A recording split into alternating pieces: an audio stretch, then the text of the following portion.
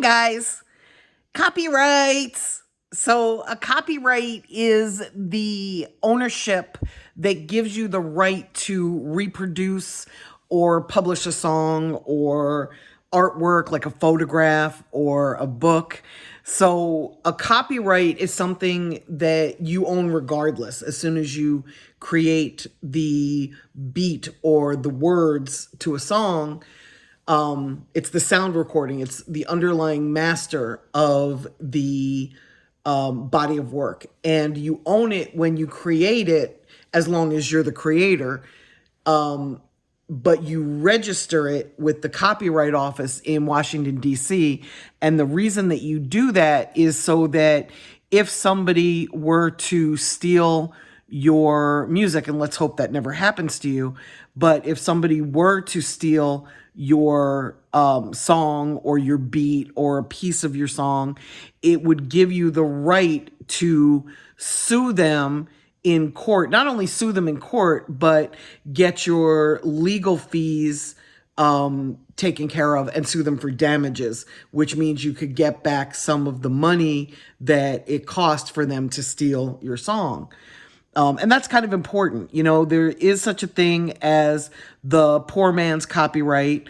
I'm not a big fan of the poor man's copyright because with that, and that's where you take your work and you send it to yourself and sign your name across the envelope flap. And they say that the date that the U.S. Post Office stamps it, that it actually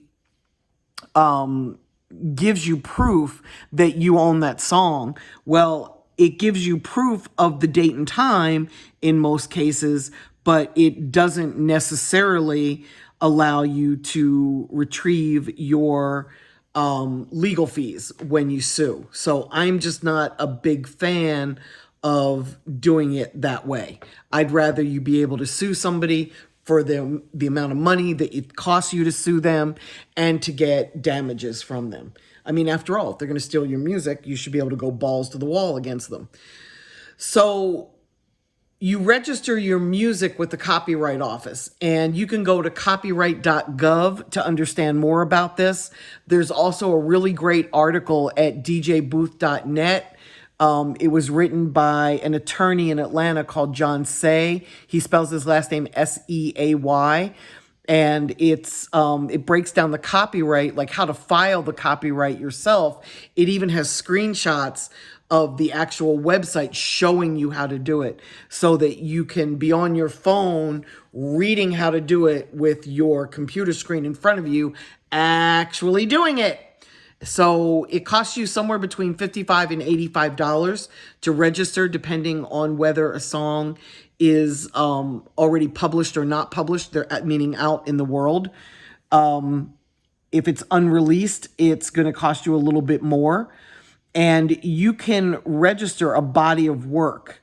When you go to register your copyright, you're going to want to choose sound recording first, and then you can also, that is if you own the master, and then you can also copyright the underlying work as well as the sound recording, but you got to check sound recording first. You can't check body of work and then also do the sound recording. You have to do the sound recording first, and then it'll give you the option to add the body of work.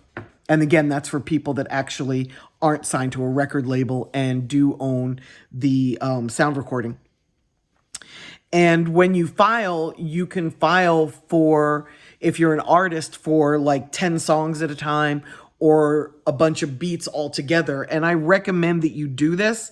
The downside is if you file as a body of work and 2 of those beats get taken by 2 different people, you can only sue one or the other. You can't sue based on, I mean, you can always sue, but you can't claim damages and get your attorney fees back for both lawsuits.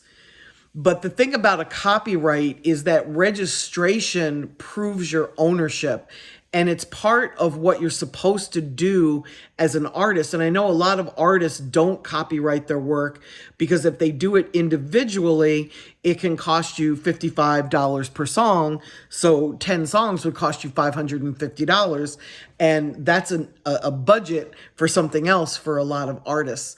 So the thing about a copyright, and I think they're eventually going to change this system. I really like some of the stuff that's coming with blockchain regarding copyright because it's a really easy way to prove you own something by blockchain.